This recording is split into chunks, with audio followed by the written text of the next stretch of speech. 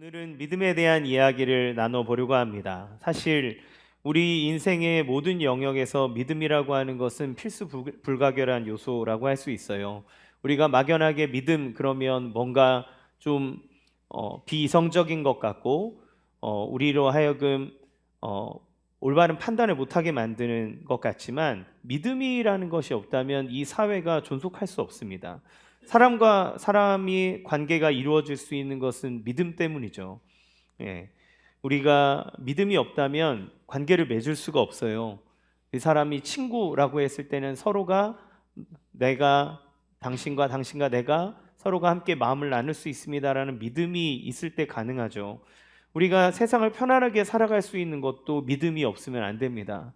우리가 운전을 하는 동안 마음껏 속도를 낼 수 있는 거는 이 선을 안 넘어올 거라는 믿음이 있기 때문에 그래요. 그는 사람에 대한 믿음이기도 합니다. 모든 것을 의심하면서 살아간다는 삶을 생각해 보세요. 정말 피곤할 겁니다. 음식점에 가도 이 음식 깨끗하게 한 거 맞아? 저거 혹시 나한테 해코지하기 위해서 저런 식으로 말하는 거 아니야? 저 사람 내 험담하고 다니는 거 아니야? 이런 식으로 우리가 모든 것들을 의심하고 산다면 우리는 한 채도 앞으로 밖으로 나가서 살아갈 수 없을 거예요. 또한 믿음이라고 하는 건 우리의 인생의 길을 인도합니다. 그러니까 내가 믿는 것은 우리의 행동을 유발해요. 믿는 것은 하게 되고 믿는 곳으로 가게 됩니다. 그러면 그 믿음이라고 하는 건 결국 우리의 삶에 어떤 결과를 도출해내는 가장 중요한 밑받침이 되는 동기라고 할 수 있어요. 특별히 믿음을 얘기할 때 기독교 신앙에 있어서는 더할 나위 없이 중요하죠. 성경은 뭐라고 얘기하냐면 히브리서 11장 6절에 믿음이 없이는 하나님을 기쁘시게 할 수 없다 이렇게 얘기해요. 그러면서 하나님께 나아가는 자는 반드시 그가 계신 것과 그가 자기를 찾는 자들에게 상 주시는 분이시라는 것을 믿어야 된다. 그러니까 그 하나님을 믿지 않으면 우리가 하나님을 어떻게 섬기겠습니까? 우리의 구원은 어떤가요? 우리의 구원은 어떻게 얻을 수 있나요? 에베소서 2장 8장 상반절에 보면 이렇게 얘기합니다. 너희는 그 은혜에 의하여 믿음으로 말미암아 구원을 받았다. 그러니까 구원은 무엇으로 받냐면 믿음으로 받는데 그 믿음이 하나님의 은혜를 통해 주어진다는 거예요. 하나님에 의해서 우리에게 믿음이 주어진다고 말합니다. 그러니까 구원을 얻는 근거는 믿음인 거예요. 이만큼 믿음은 중요합니다. 특별히 오늘 본문의 키워드를 뽑으면 바로 이 믿음이라고 할 수 있어요. 백부장이라고 하는 이 관료가 갖고 있는 믿음을 얘기하는 거죠. 오늘 본문의 줄거리를 대강 말씀드리면 이렇습니다. 예수님이 가버나움이라는 지방으로 들어오셨는데 이 도시에 살던 로마의 관리인 백부장이 유대인 장로 몇 사람을 예수님에게 보낸 거예요. 그 사람이 온 이유는 뭐냐면 자기가 사랑하는 종이 병들어 죽게 되었으니까 이 종을 좀 구해달라고, 유대인이니까 유대인 장로를 보낸 거예요. 예수님 앞으로 온 유대 장로들의 이야기를 들어보니까 이 로마의 장교는 어떤 이유에서인지는 모르겠지만 하나님을 믿고 있었습니다. 그래서 유대인들에게 호의적이었고 그들에게 회당을 지어줄 만큼 유대 민족을 사랑하는 사람이라 이렇게 얘기를 해요. 예수님은 그들의 부탁을 듣고 백부장의 집으로 향하시는데 곧 백부장의 벗들이 친구들이 나와서 예수님에게 얘기하기를 선생님 수고하지 마십시오. 굳이 여기까지 오실 필요 없습니다. 제 친구가 말하기를 저도 다른 사람 아래 있고 제 밑에도 부하가 있는데 제가 얘기하면 이 사람이 일로 가고 절로 가라 하면 절로 가고 제 말 다 듣습니다. 예수님, 당신은 높으신 하나님이시잖아요. 그러니까 당신이 말씀만 하셔도 저는 당신을 감당할 만큼 선한 사람이 못 되오니 당신이 그냥 말씀만 하셔도 하인이 나을 것입니다 라고 그렇게 얘기를 한 겁니다. 예수님께서 이 말씀을 듣고 놀라신 거예요. 왜냐하면 이스라엘 사람, 유대인 중에서도 이만한 믿음을 본 적이 없다 이렇게 얘기하셨기 때문이죠. 그리고 백부장이 보냈던 사람들이 집으로 돌아가 보니까 그 종이 나아 있었다라고 하는 것으로 이 얘기는 마무리됩니다. 여러분, 여기에 보면 유대 장로들은 예수님에게 이 사람에게 은혜를 베풀어야 되는 이유를 뭐라고 얘기하냐면 4절에서 5절 같이 읽겠습니다. 시작. 이에 그들이 예수께 나와 간절히 구하여 이르되 이 일을 하시는 것이 이 사람에게는 합당하니이다. 그가 우리 민족을 사랑하고 또한 우리를 위하여 회당을 지었나이다 하니.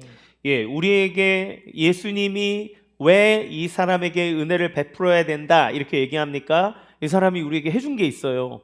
이 사람이 회당을 지어줬어요. 우리를 사랑해줬어요. 그러니까 은혜를 베풀어야 됩니다. 이렇게 말을 하는 거죠. 그러니까 사람들은 그런데 예수님은 이 백부장의 믿음을 보시고 흡족히 여겼다 이렇게 말을 해요. 예수님은 백부장의 믿음에 대해서 어떻게 말씀하십니까? 이만한 믿음을 본 적이 없다 이렇게 얘기해요. 이만한 믿음이라고 하는 것은 이보다 더 좋을 수 없다 이렇게 얘기하는 겁니다. 그러니까 이 믿음을 보시고 뭐라고 얘기하신 거냐면 이게 좋은 믿음이라고 얘기하는 거예요. 사람은 행동을 봐요. 사람은 겉으로 드러나는 것을 통해 판단합니다. 하지만 하나님은 속에 그 내면에 있는 중심을 보시는 분이라 그랬어요. 그러니까 예수님을 믿음을 보시는 거예요. 왜 그렇습니까? 믿음은 행위 이면에 있는 더 근원적인 것이기 때문에 그래요. 행동은 속일 수 있어요. 그러나 그 믿음은 믿음으로 나타나는 행동은 그의 본심이고 진심이기 때문에 그렇습니다. 그러니까 우리는 이 사람의 믿음을 좋은 믿음이라고 얘기할 수 있을 거예요. 예수님이 이보다 더 좋을 수 없다 이렇게 얘기할 만큼 좋은 믿음인 거죠. 여러분 좋은 믿음이 있다면 나쁜 믿음도 있겠죠. 나쁜 믿음은 어떤 믿음입니까? 그 믿는 대상이 잘못된 것을 나쁜 믿음이라고 해요. 히틀러는 나쁜 믿음을 갖고 있었습니다. 자기의 민족이 좋아지기 위해서는 다른 뛰어나다고 하는 그리고 쓰레기 같은 민족을 청소해야 된다고 생각을 했어요. 그의 믿음은 엄청난 민족을 학살할 만큼 참혹한 결과를 가져왔어요. 우리의 행동의 모든 기반은 믿음에 기반합니다. 그 믿음이 우리의 삶으로 표출되어지는 거예요. 자, 그러면 오늘 이 사람이 갖고 있는 좋은 믿음이라는 것은 구체적으로 무엇을 얘기하는 걸까요? 이 백부장의 믿음을 통해서 확인해 보기를 원합니다. 먼저 좋은 믿음이라고 하는 건 예수님을 하나님으로 인정하는 믿음이다 이렇게 얘기할 수 있어요. 7절 하반절에서 8절 같이 읽겠습니다. 시작. 말씀만 하사 내 하인을 낫게 하소서.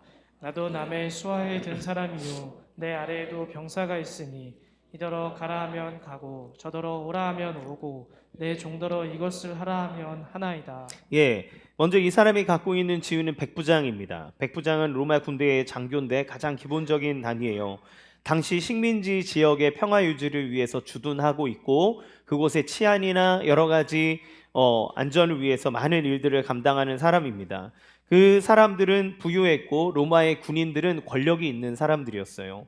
그런데 이 백부장은 예수님 자기가 권력자로서 지금 로마가 이 유대를 식민지에 삼고 있잖아요.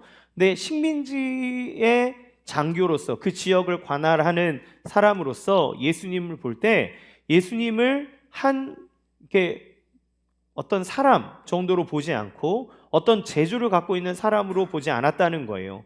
그는 예수님을 한 분이신 하나님, 나사렛 예수 안에서 친히 임재하여 역사하시는 그 하나님을 본 겁니다. 예수님이 하나님의 아들이시고 하나님이라는 것을 이 사람은 그렇게 믿고 있는 거예요. 이제까지 예수님을 만났던 사람들은 어떻게 행동했습니까? 누가복음 6장 19절 같이 읽어보겠습니다. 시작. 온 무리가 예수를 만지려고 힘쓰니 이는 능력이 예수께로부터 나와서 모든 사람을 낫게 함이로라. 이 구절과 백부장이 예수님께 말한 구절의 차이점이 느껴지십니까? 무리가 예수님에게 왔어요. 이 사람들이 예수님을 엄청 갈망합니다. 예수님을 만지려고 그래요. 만지려고 힘씁니다. 왜요? 능력이 예수님께로부터 나와서 모든 사람을 낫게 하기 때문에 그래요. 이 사람들의 목적은 예수님을 만나고 예수님의 가르침을 받아 예수님을 따르기 위해서가 아닙니다. 그들이 갖고 있는 필요를 예수님의 몸에서 능력이 나오니까 그걸 얻기 위해서 예수님에게 달려드는 거예요. 그러니까 자신의 목적을 이루기 위한 기적이 필요했기 때문에 그 기적을 얻기 위해서 예수님에게 온 거죠. 하지만 지금 백부장이 예수님을 대하는 자세를 보세요. 예수님을 하나님 그 자체로 대합니다. 그러니까 뭐라고 얘기해요? 예수님, 저도 조그마한 권력을 갖고 있는데 제가 이리 가라면 이리 가고 저리 가라면 저리 갑니다. 제가 말하는 것도 이렇게 순종하는데 당신은 온 우주의 창조자요 하나님이신 분이라면 모든 것이 당신에게 순종할 겁니다 라고 고백하는 거예요. 그 말의 고백에는 무엇이 달려 있습니까? 저도 당신이 말씀하시는 모든 것에 순종할 준비가 되어 있습니다라는 의미가 포함되어져 있는 거죠. 당신 말씀하시면 하인이 나을 것이지만 당신이 원하지 않아 말씀하지 않으셔도 제가 그걸 받아들이겠습니다라는 하나님, 예수님을 하나님 그 자체로 받아들이는 믿음이에요.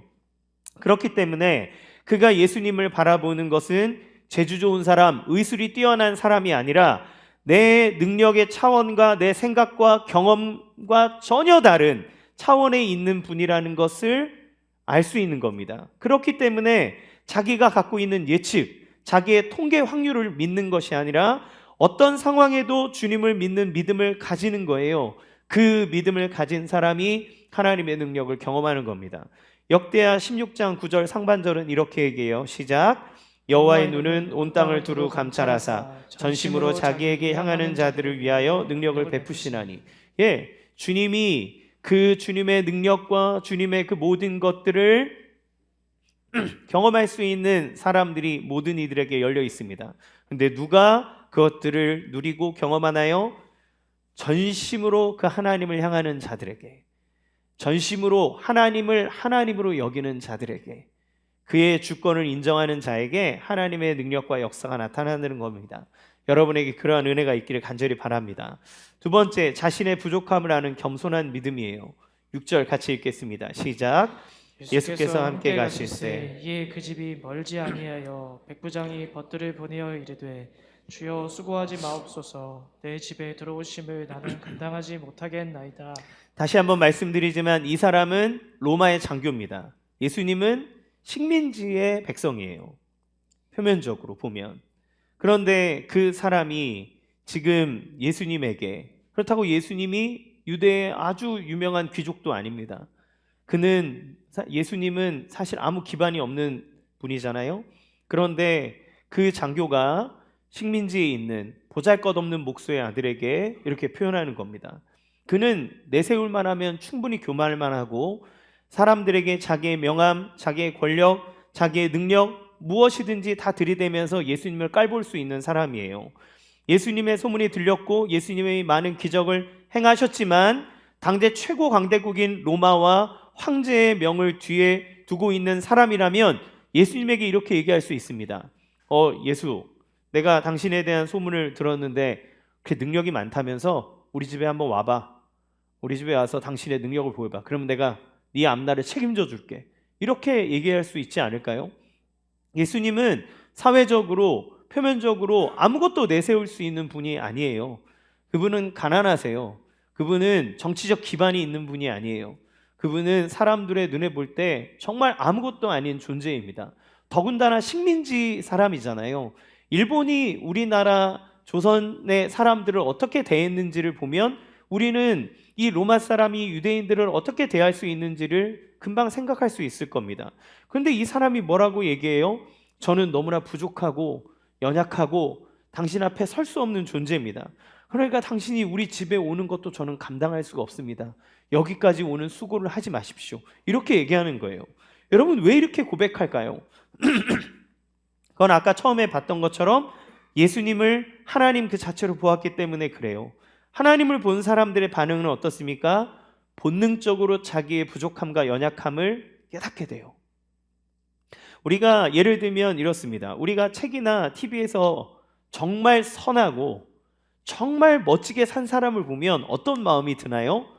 내가 그렇게 크게 잘못한 것도 아니고 내가 그렇게 게으르게 산 것도 아닌데 뭔가 부끄러운 마음이 들어요.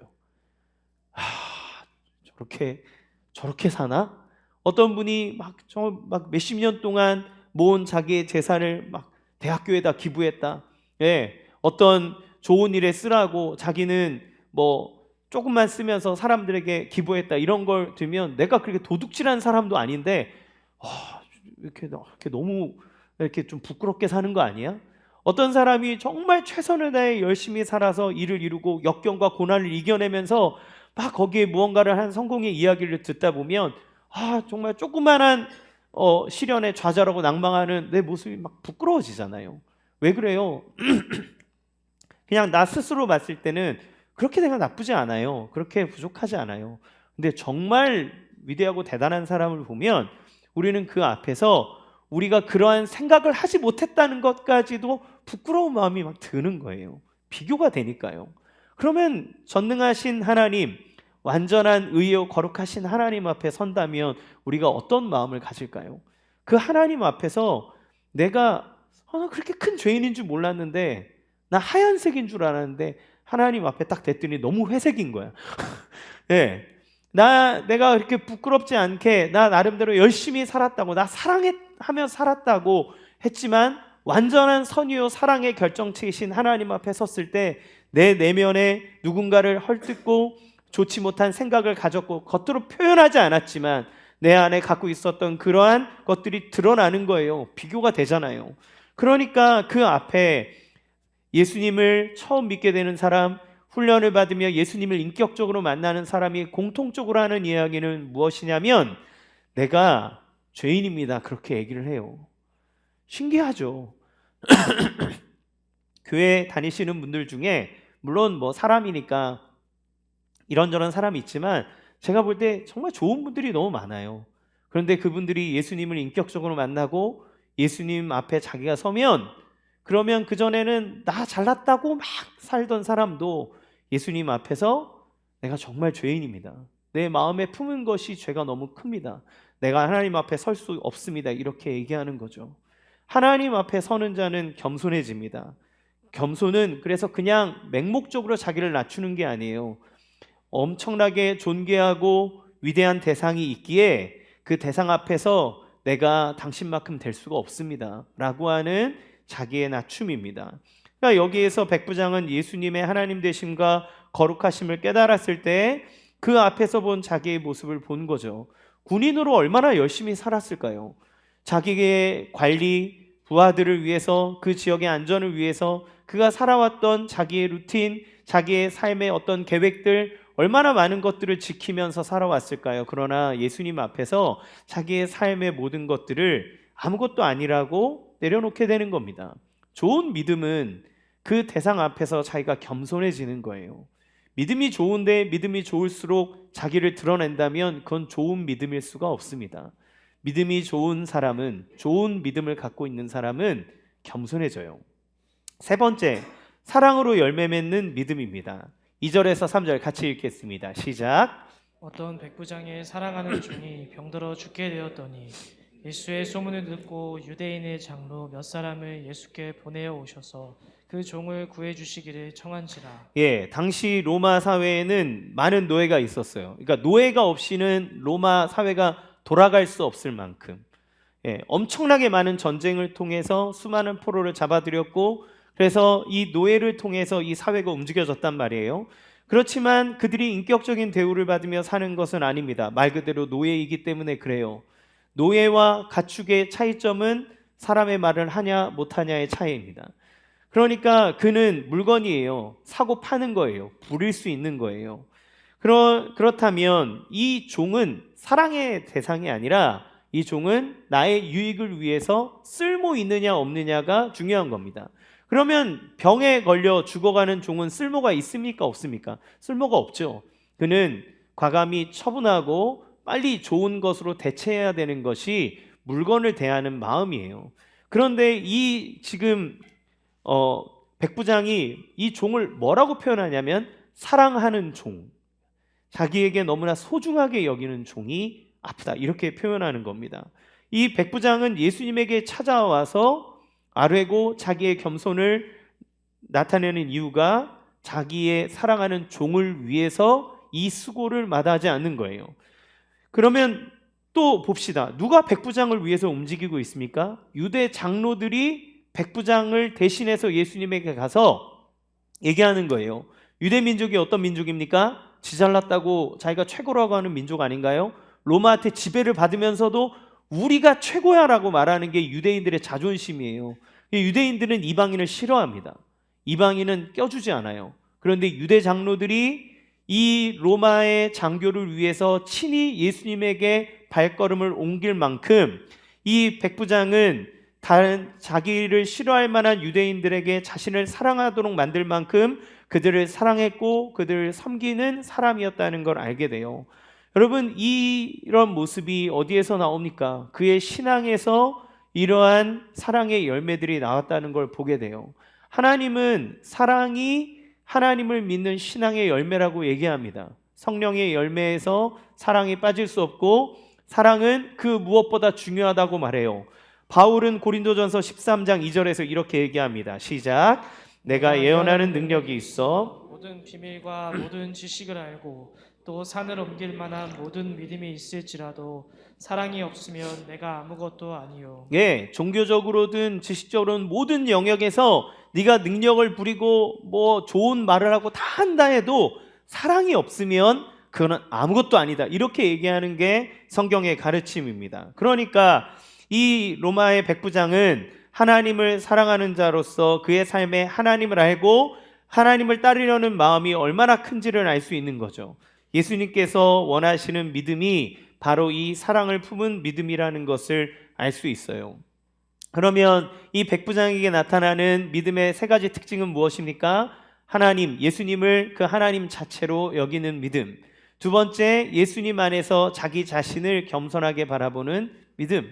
세 번째, 하나님을 믿기 때문에 그의 삶 속에서 하나님의 가르침이 나타나는 행함의 믿음, 사랑의 믿음. 이것이 세 가지가 나타나는 거죠. 따라서 그러면 정의합시다. 좋은 믿음은 어떤 믿음입니까?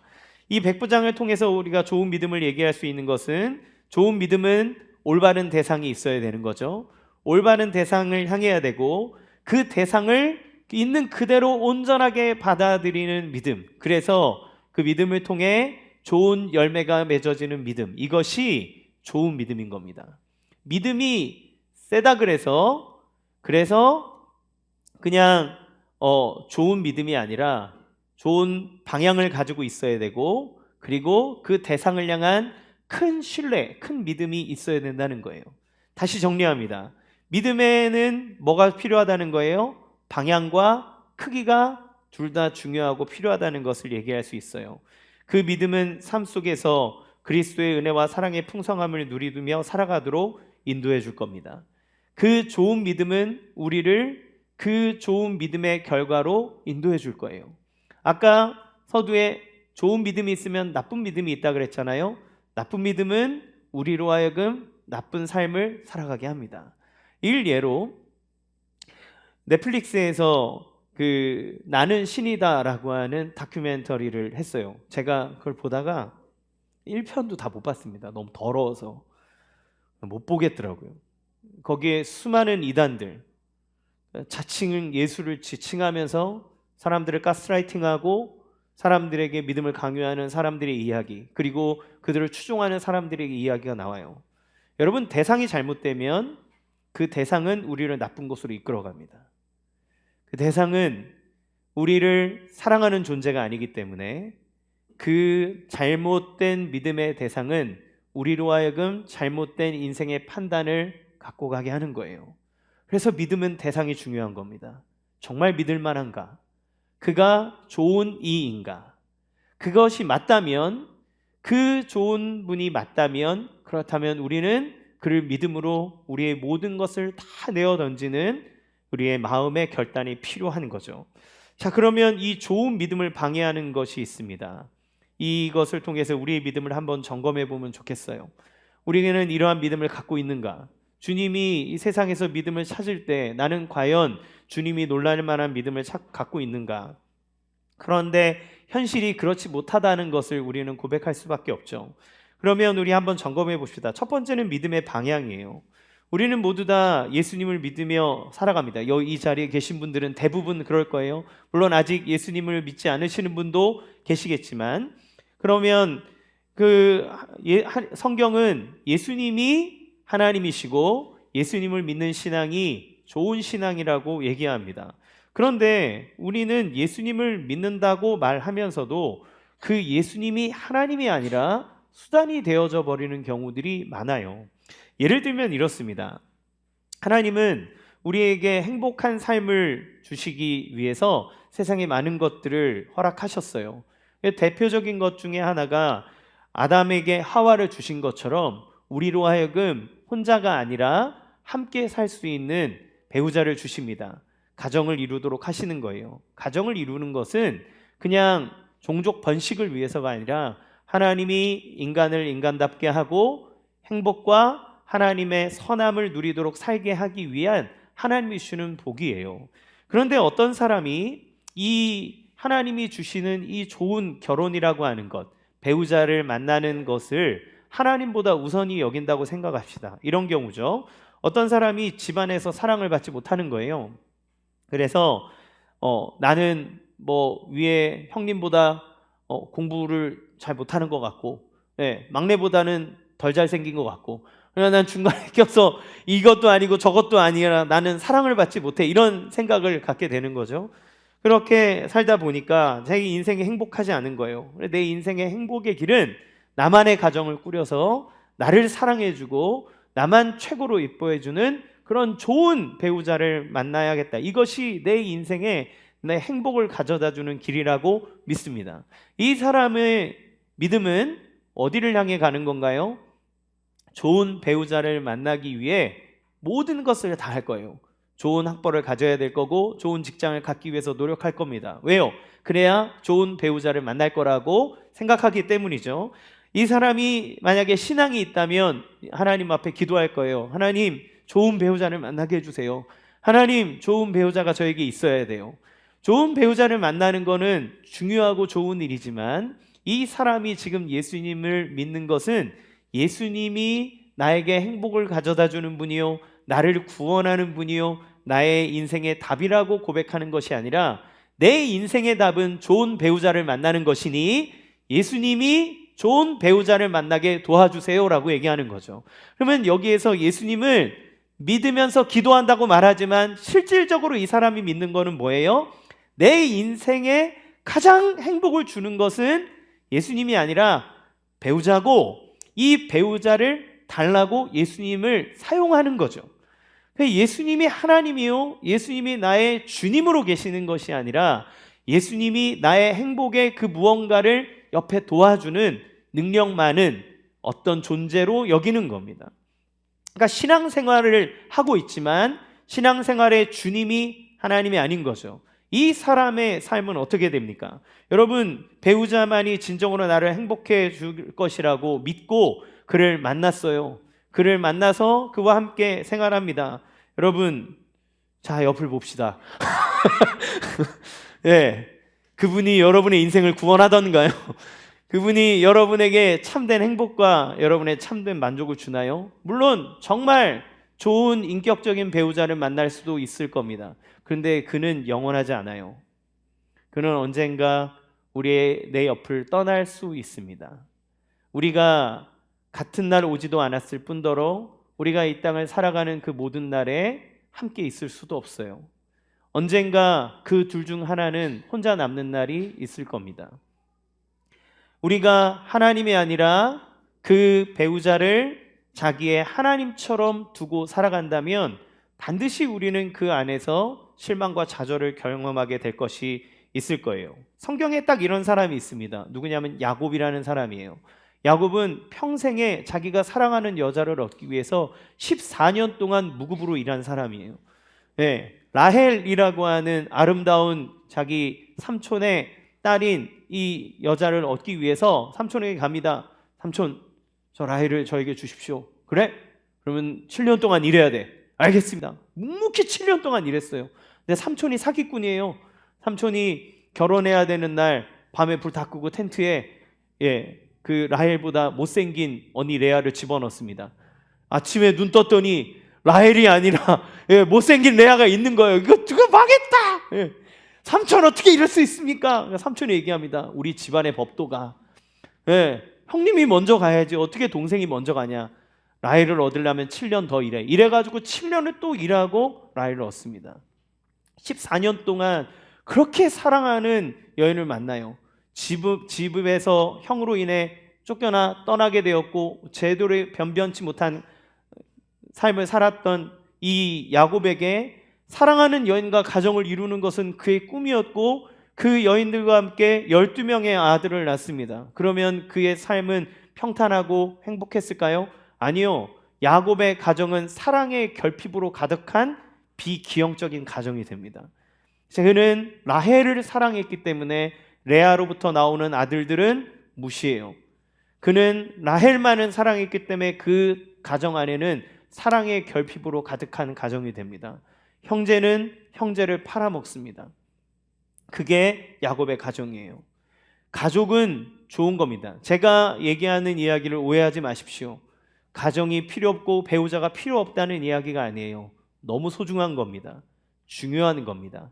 근데 그 중요한 것이 하나님보다 위에 가 있는 순간, 그것을 하나님처럼 섬기는 순간 우리는 그것에 의해서 반드시 배신감을 맛보는 거예요. 자녀는 어떤가요? 자녀는 너무 소중하죠. 우리의 모든 것을 다해서 그에게 그 자녀들을 기르고 모든 것을 투자해야 됩니다. 그러나 그 자녀가 우리의 인생의 모든 것이고 기쁨이라고 여긴다면, 그렇다면 그 자녀가 자기의 배우자를 만나 떠나가는 순간 여러분은 배신감을 느낄 거예요. 우리의 삶 속에서 나의 직장이 나의 모든 것을 보장해 준다고 여기신다면 여러분이 그 직장을 그만두는 그날 여러분의 인생은 다 무너진다고 생각할 겁니다. 여러분, 제가 말하는 이 모든 것들은 좋고 중요한 것들입니다. 그러나 그것이 하나님처럼 우리의 삶의 모든 것을 보장해 줄 것이라고 믿는다면 그 믿음의 방향은 잘못됐다는 거예요. 우리의 믿음의 방향은 주님께 둬야 되는 겁니다. 여러분의 믿음의 방향은 어디에 있습니까? 우리는 하나님을 믿지만, 하나님을 믿으면서도 사실은 우리는 하나님이 아닌 그 다른 것에서 하나님이 주는 기쁨과 행복을 누리려고 하는 그런 잘못된 마음들이 있어요.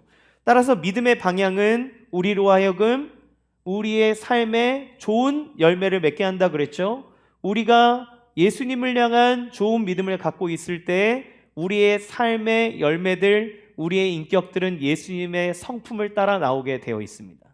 왜요? 그 믿음이 우리를 그렇게 인도해 줄 것이기 때문에 그래요. 우리가 아무리 신앙의 이름으로 막 얘기하고 열을 낸다 그래도 여러분의 입술과 여러분의 삶에서 그 열매가 예수님의 성품과 같은 것들이 나오지 않는다면 우리의 믿음을 점검해 봐야 되는 거예요. 링컨 대통령의 유명한 일화가 있지 않습니까? 남북전쟁이 한창일 때 북군이 이제 조금 전세가 역전돼서 이길 때가 됐어요. 그때 장군이 와서 링컨 대통령에게 보고합니다. 대통령님, 이제 점점 승기가 우리에게 오고 있습니다. 하나님이 우리와 함께 하신다면 이 승리는 우리가 이기는 겁니다. 이렇게 얘기할 때 링컨이 뭐라고 얘기합니까? 장군, 하나님이 우리의 편인지가 중요한 것이 아니라 우리가 하나님의 편에 섰는지가 중요합니다. 우리가 정치적으로 우리의 모든 자기의 이론과 자기의 생각을 가지고 아무리 열을 낸다 그래도 하나님 편에서 하나님의 뜻이 아닌 거라면 그거는 하나님을 이용하는 믿음밖에 되지 않는 거예요. 그 사람의 삶 속에서 그리스도의 사랑이 드러나고 있는가? 그 사람의 말과 행동과 그 사람의 삶의 열매 속에서 그가 말하는 그 믿음 안에서 그리스도의 성품과 사랑의 열매가 드러나고 있는가? 그것이 그 믿음이 진실한지 아닌지를 결정해 주는 겁니다. 두 번째, 믿음의 크기를 봅시다. 방향이 명확하고 분명하다면 그러면 우리는 그걸 향해 힘을 다해 뛰어야 되는 거예요. 여러분, 깨작깨작하는 사람에겐 아무 일도 일어나지 않아요. 그 방향이 맞으면 그러면 전력을 다하는 겁니다. 그 전력을 다하는 사람에게 합당한 열매를 얻을 수 있어요. 우리가 예수님이 정말 믿음의 대상이 될 만한 분이라면 그분을 신뢰해야 하고, 신뢰한다면 우리의 모든 것들을 다 내어 그분께 드리는 것들이 필요해요. 여러분, 예수님께서 십자가에 죽으시고 부활하셨습니다. 부활하셨을 때를 생각해 보세요. 그때 예수님이 베드로에게 보이시고 12제자에게 보이시고 그리고 후에 500여 형제에게 일시에 보이셨다. 이렇게 성경은 그렇게 증언합니다. 그러니까 예수님을 본 사람만 500명이 넘는 사람이 부활하신 예수님을 만난 거예요. 예수님이 부활하시고 승천하십니다. 승천하시는데 뭐라고 얘기하시냐면 사람들에게 말씀하셨어요. 예루살렘을 떠나지 말고 하나님이 약속하신 것이 너에게 임할 때까지 이 성을 떠나지 말고 기도하고 있어라. 이렇게 얘기합니다. 성령을 기다리라는 말이었어요. 떠나지 말고 기도하고 기다리라고 얘기합니다. 그런데 예수님이 정확히 날짜를 얘기를 안 해줘요. 40일 금식하고 있어라. 이러면 좀 힘들지만 40일 후에 뭐가 오니까 기다리면 되잖아요. 일주일 동안 특세를 하고 있어라. 그러면 일주일만 막 일찍 일어나면 되지 않습니까? 그런데 기한을 얘기 안 해줘요. 기다려라. 근데 반드시 온다. 그때가 있으니까 기다리라는 거예요. 그럼 믿음은 기다림을 수반합니다. 왜요? 그 대상이 신뢰할 만하면 우리는 그것들에 대해서 기다릴 수 있는 거예요. 여러분, 마가의 다락방에 사람들이 모였습니다. 몇 명 모였습니까? 120명의 사람들이 모였어요. 이 부분을 가지고 새로운 교회 한옥 목사님께서 설교를 이렇게 하시더라고요. 500명 넘는 사람이 예수님을 부활한 걸 봤는데 왜 120명만 모였냐? 380명은 어디 갔냐? 되게 신선한 해석이었습니다. 한 번도 그 생각을 해보지 않았는데 380명 어디 갔냐는 거예요. 부활이라는 놀라운 사실을 목격했는데, 예수님 살아나신 거 봤는데, 그런데 다 던진 사람 120명인 거예요. 380명은 나타나지 않아요. 왜 그랬을까요? 그들의 현실의 문제가 하나님보다 더 큰 거예요. 자기가 지금 처리해야 될 그 문제가 하나님보다 더 커지면, 그러면 하나님이 약속하신 것을 위해서 자기 자신을 던지지 못하는 겁니다. 120명은 예수님에게 자기를 던졌어요. 던지니까 어떤 일이 일어납니까? 기약 없이 기도하고 있는데 어느 날 호련히 하늘로부터 급한 불과 같은 바람이 일어나기 시작하며 그들이 성령의 은혜를 체험합니다.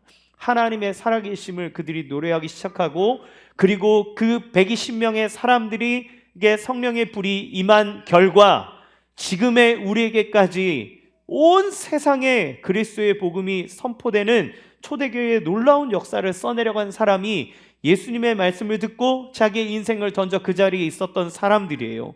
우리가 예수님을 하나님으로 믿는다면 우리의 삶을 온전히 내어드릴 수 있습니다. 여러분, 왜 기도 못합니까? 여러분, 왜 하나님 앞에 예배하는 것들, 여러분의 어떤 인생의 문제들을 맞닥뜨리면 왜 기도부터 내려놓습니까? 여러분, 우리의 삶 속에 여러분 스스로를 믿을 만큼 그렇게 대단하신가요? 여러분, 여러분의 모든 인생을 다 책임질 만큼 여러분 대단하신가요? 우리의 삶의 영역에서 우리는 하나님을 믿으면서도 우리 자신을 다 던지지 않아요.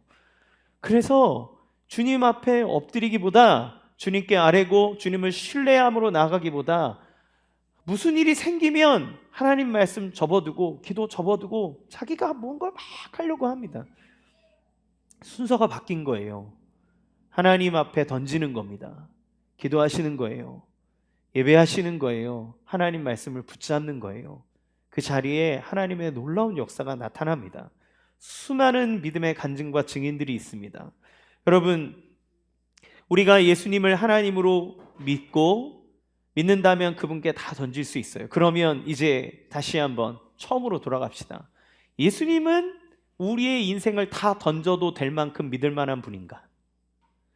예수님은 정말 우리의 모든 것을 다 던져서 믿어도 될 만큼 괜찮은 분인가를 여러분 생각해 봐야 돼요. 말씀드렸죠? 잘못된 이상한 사람을 믿으면 나쁜 곳으로 가는 거예요. 좋은 믿음의 대상을 찾아야 좋은 곳으로 가는 겁니다. 좋은 믿음은 우리로 하여금 도전하게 해요. 사람들이 세상이 지구가 평평하다고 믿었을 때는 저 밖으로 나갈 수가 없었어요. 세상이 동그랗다라고 하는 믿음을 가진 사람이 길을 떠날 수 있는 거예요.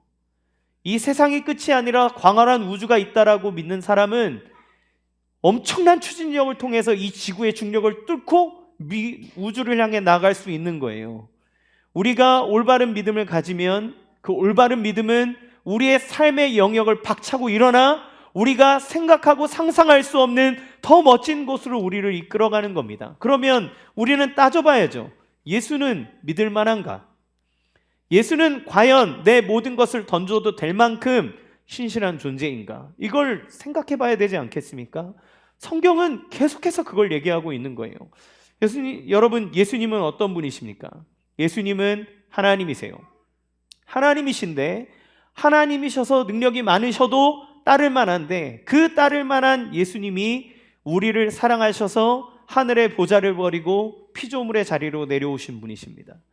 그분은 우리를 구원하기 위해 자기 자신을 희생하기로 결정하신 분인 거예요.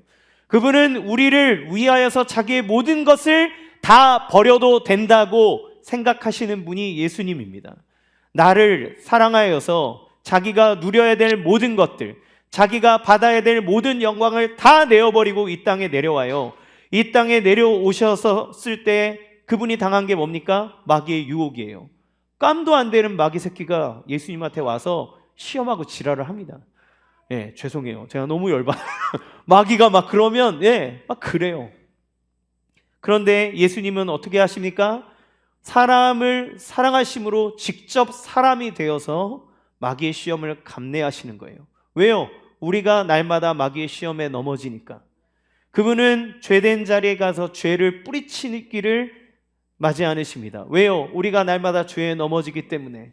그리고 죄로 인해서 하나님의 심판을 받아 죽을 수밖에 없는 우리를 위하여 당신 스스로가 우리의 죄를 다 짊어지고 우리로 하여금 당할 수밖에 없는 모든 지옥의 형벌을 당신이 다 받아내십니다. 왜요? 우리를 사랑하시기 때문에. 그분이 예수님이라고 얘기하는 거예요. 나를 위해서 모든 것을 아끼지 아니하고 내어주는 그 사람. 여러분, 만약에 여러분의 인생에 어떤 사람이 와서 여러분을 위해 자기 모든 것을 다 털어서 준다면, 여러분을 위해 자기의 모든 것을 다 내어주고 자기는 고난 가운데 살아가면서도 나를 세워준다면 여러분 그 존재를 믿고 따라가지 않겠습니까?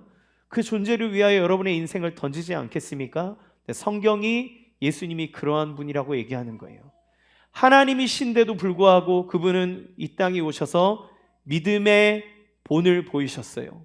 하나님이시잖아요. 그런데 그분은 우리를 위해서 사람이 되셨고 하나님을 믿는 자리로 내려가시는 겁니다. 하나님께 간구하셔야 해요. 그분은 하나님을 따라야 돼요. 어디까지 따르셨습니까? 너가 죽으라 하는 하나님의 명령까지 따르는 믿음의 자리로 내려가시는 거예요. 예수님은 왜 죽으셨습니까? 하나님을 믿기 때문이에요. 왜 어떤 하나님을 믿습니까? 나의 죽음을 통해서 모든 사람들의 죄를 용서하고 그를 구원하신 하나님, 내가 이 십자가의 죽음을 당한다 할지라도 나를 살리사 부활하게 하실 하나님을 예수님 믿는 거예요. 그러니까 예수님이 십자가에 달리시기 전에 아버지 할만하시거든 이 잔을 내게서 옮겨주십시오라고 기도하지만 그러나 내 원대로 마시고 아버지의 원대로 하십시오. 이게 무슨 표현입니까? 내가 아버지를 믿습니다. 아버지의 선함을 믿습니다.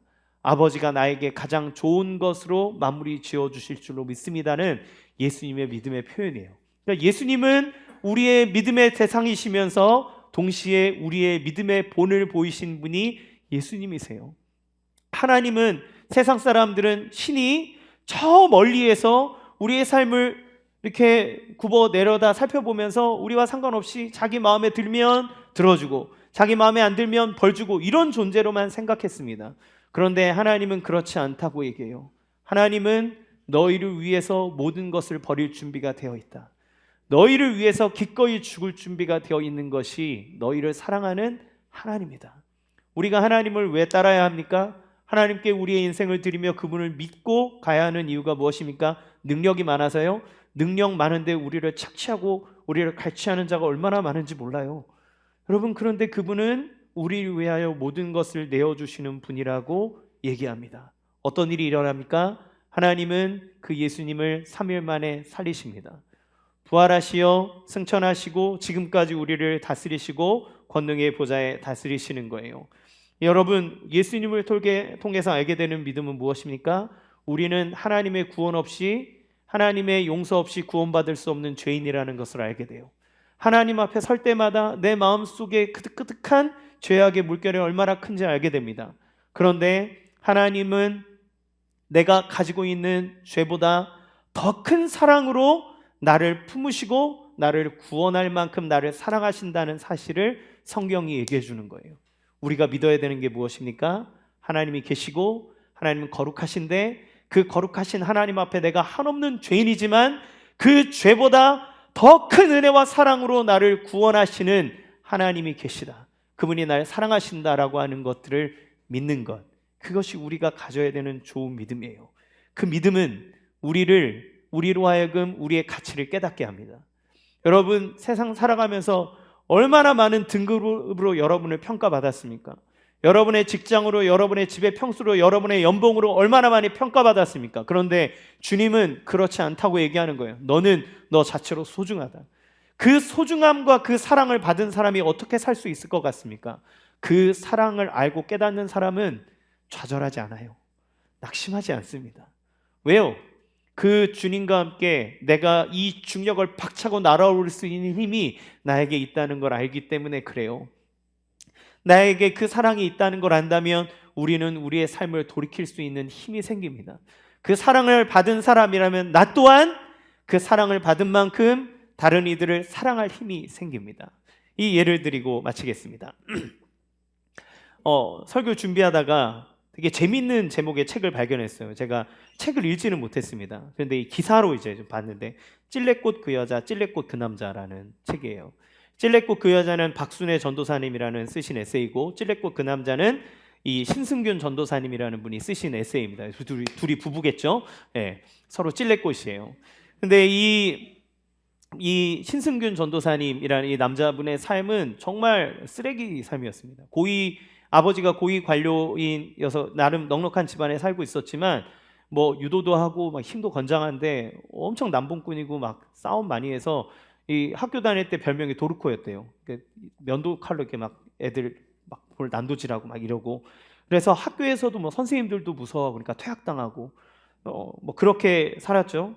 그런데 늘 뭐 이제 조폭 같은 그 세계에 들어가서 맨날 쌈박질하고, 근데 군대를 갔는데 첫 휴가 때 여자친구가 자기 배신하고 고무신 거꾸로 신은 것 때문에 여자 인질 잡고 막 죽여버린다 그러고 막, 그래서 인질극 벌이고 난리도 아니었다고 합니다.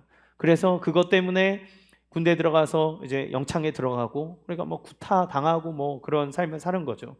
그런데 부모가 이 사람이 가정을 갖고 책임질 만한 일이 있으면 좀 나아질까 싶어가지고 이 사람의 과거를 속이고 어떤 여자랑 결혼을 시켰어요. 결혼을 시켰는데 아들을 둘 낳았는데 이 사람 성품이 어디 갑니까? 그러니까 이 여자가 도망가 버렸어요.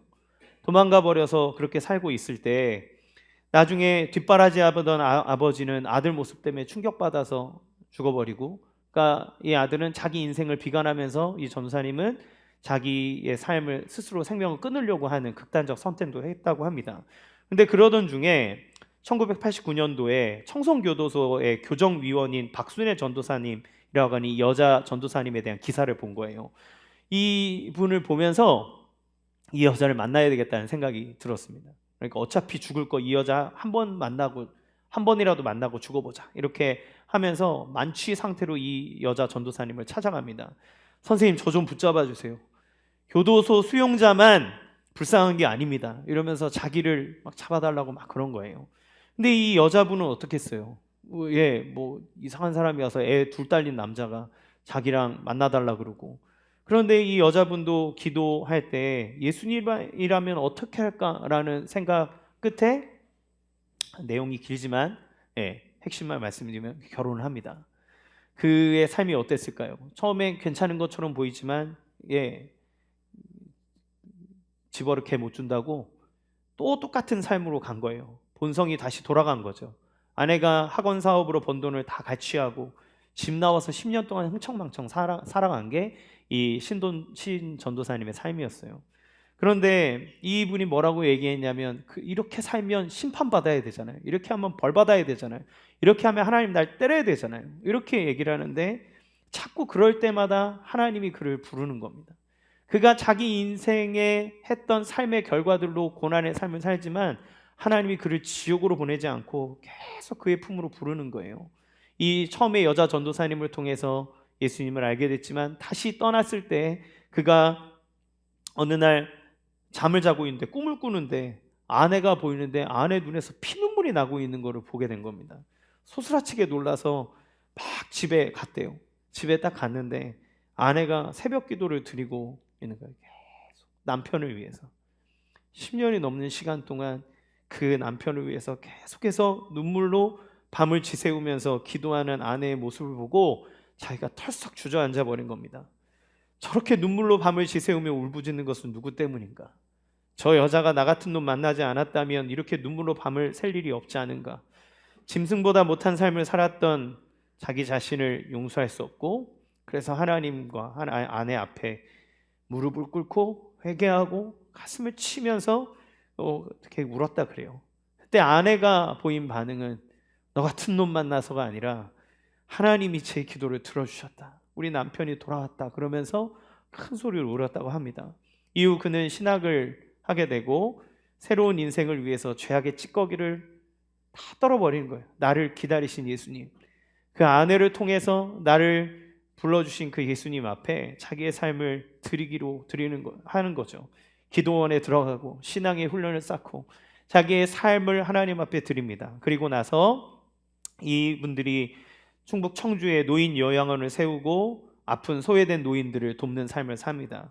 찔레꽃 예양 선교회를 조직해서 수용자 그리고 그의 가족들을 돌보는 일을 하면서 사는 거예요.